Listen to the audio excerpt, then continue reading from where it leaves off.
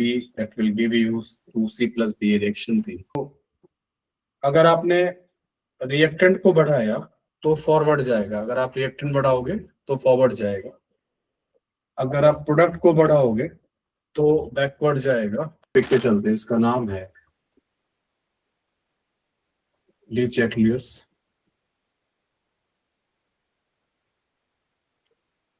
Principal है ना, ये चैटलियर प्रिंसिपल है ना।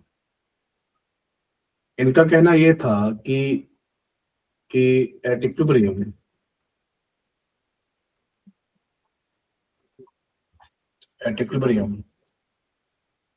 if any change is applied,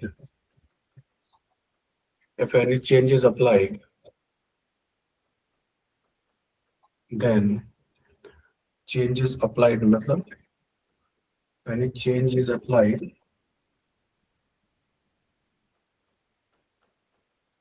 in terms of pressure, volume, temperature, number of moles, then equilibrium will shift in that direction,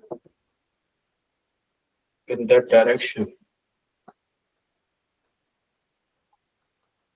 which it can minimize the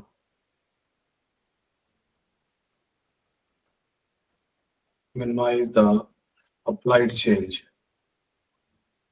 At equilibrium, if any change is applied in terms of PVTN, then equilibrium will shift in that direction in which it can minimize the applied change.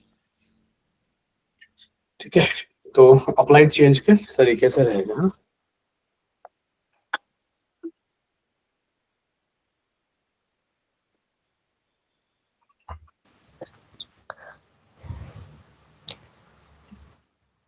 Sir ये एक और बार समझा दीजिए please.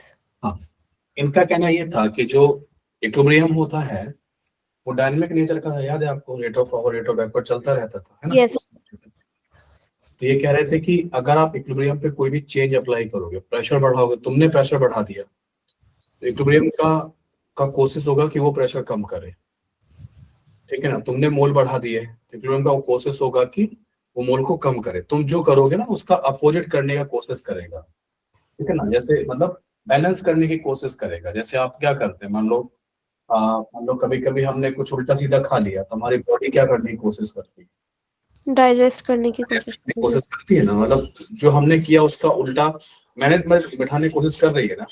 Yes sir. कर रही है, उसका metabolism लगातार चलता रहता है, बंद नहीं हो रहा है। तो वैसे ही इक्विलिब्रियम के साथ है, इक्विलिब्रियम मेटा स्टेबल होता है। जो भी आप अप्लाई करोगे उस चेंज को मिनिमाइज करने की कोशिश करता है। उसको खत्म तो नहीं कर सकता लेकिन उसको मिनिमाइज करता है, कोशिश कर सकता है। ये नहीं कि अपन ने प्रेशर दुगना कर दिया तो इक्विलिब्रियम उस प्रेशर को आधा कर लेगा वापस। जैसे 1 atm प्रेशर है इक्विलिब्रियम पर, उसको अपन ने डबल 2 atm कर दिया तो इक्विलिब्रियम वापस उसको 1 atm बना लेगा, ऐसा नहीं कह रहा है। वो मिनिमाइज करने की कोशिश कर रहा है। मिनिमाइज करना और दोबारा वही वापस लेके आ जाना में अंतर है, ठीक है ना। उसी स्टेज पर नहीं लाएगा लेकिन कोशिश ये करेगा कि वो जो आपने बढ़ाया है ना उसे कम करे। तो मैं एक एक करके एग्जांपल देता हूँ और उसके हिसाब से हम लोग चलते। बड़ा आसान है। सबसे पहले हम लोग बात करते हैं इफेक्ट ऑफ मोल्स या अमाउंट चेंज, है ना। मोल्स में बदलाव करते हैं तब क्या होगा, है ना। तो मोल्स में जैसे कोई भी रिएक्शन, आप जैसे ये लिखा था आपने 2A plus B that will give you 2C plus B reaction थी।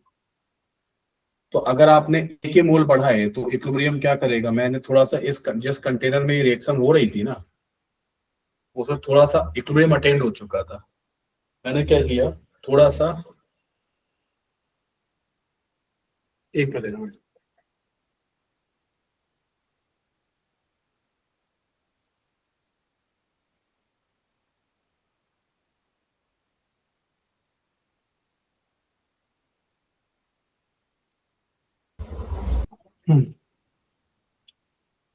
तो मैं क्या कर रहा हूँ कि यहाँ पर जो A+B और C+D जो होगा, इफेक्ट ऑफ मोल चेंज या अमाउंट चेंज में, है ना, तो यहाँ पे ये और ये बना रहे हैं। इक्विलिब्रियम अटेंड हो चुका है। इसने क्या लिखा है, इसकी पहली रिक्वायरमेंट है, क्या लिखा है, at equilibrium. Le Chatelier principle को लगाने से पहले देख लेना कि इक्विलिब्रियम है या नहीं है। अगर इक्विलिब्रियम नहीं है तो ली चैटलर प्रिंसिपल नहीं लगेगा, ठीक है ना, उस तरीके से। अरे मेरी बात समझ में है ना। अगर अगर इक्विलिब्रियम नहीं है तो ली चैटलर प्रिंसिपल नहीं लगेगा। ली चैटलर प्रिंसिपल को पहले इक्विलिब्रियम चाहिए, हमें इक्विलिब्रियम डिस्टर्ब करना है। तो इक्विलिब्रियम अटेंड हो चुका है, हमने थोड़ा सा ए मिलाया। अब इक्विलिब्रियम क्या करेगा, ए को हमने ए मिला दिया बाहर से, तो इक्विलिब्रियम क्या करेगा, सुनाई दे रहा है? फिर से स्टेबल हो जाएगा, मतलब बैकवर्ड हो जाएगा ना। अरे तुमने ए मिलाया है तो इक्विलिब्रियम का काम क्या है, अब ए को कम करना। कम करना। ए कैसे कम होगा, जब फॉरवर्ड रिएक्शन होगा। फॉरवर्ड रिएक्शन कम होगा, क्यों समझेंगी भाई। ए और बी रिएक्ट करके सीओडी बनाएंगे तो ये भी कम होंगे ना। अगर ये आपस में रिएक्ट करके सीओडी बनाएंगे तो ये भी कम हो रहा है ना। हाँ तो ए और बी कम होकर सीओडी बनाते हैं। आ रही मेरी बात समझ में? तो और क्या होता है, रिएक्टेंट कम होते हैं, प्रोडक्ट बढ़ते हैं जब रिएक्शन फॉरवर्ड जाती है। और जब रिएक्शन बैकवर्ड आएगी तो क्या होगा, प्रोडक्ट कम होंगे और रिएक्टेंट बढ़ेंगे। तो अगर मैं ए को मिलाऊंगा तो तुमने मिलाया ए को, हमने मिलाया, तो रिएक्शन क्या करेगा, ए को कम करेगा, कम करने के लिए कहाँ जाएगा, फॉरवर्ड। और अगर आपने बी को मिलाया तो, फॉरवर्ड। और अगर तुमने सी को मिलाया तो बैकवर्ड। भाई सी बढ़ाओगे तो सी को कम करना है। सी को कम करना है तो कहाँ भेजना पड़ेगा, इधर भेजो, ताकि सीओडी कम हो। डी को अगर बढ़ाओगे तो अब क्या हो गया, हाँ बैकवर्ड। और सी को कम करोगे तो बैकवर्ड। सी को कम करने भी बैकवर्ड भेज दोगे। रटना मार समझ में नहीं आ रहा है। सी को कम करोगे तो क्या होगा, सर फॉरवर्ड। फॉरवर्ड। तुमने सी को निकाल लिया, कम कर लिया। अब इक्विलिब्रियम क्या देगा, अरे सी कम हो गया, मुझे और बनाना है, और बनाने के लिए कहाँ जाएगा, फॉरवर्ड। फॉरवर्ड जाएगा। डी को कम करोगे तो, फॉरवर्ड। और ए को कम करोगे तो, बैकवर्ड। बी को कम करोगे तो, बैकवर्ड। और डी को ज्यादा करोगे तो, फॉरवर्ड। अच्छा, डी को ज्यादा करोगे तो फॉरवर्ड।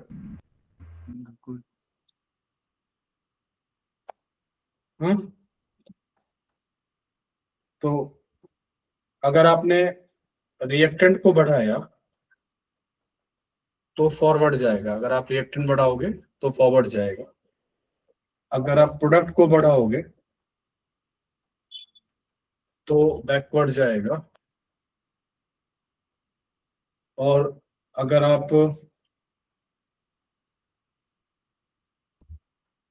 रिएक्टेंट को अगर कम करोगे, रिएक्टेंट को कम करोगे तो, बोलो सोवांगी, कहाँ जाएगा, ये कम हो रहे हैं, तुमने कम किए इनको, तो एक अच्छा वो बैकवर्ड। बैकवर्ड जाएगा।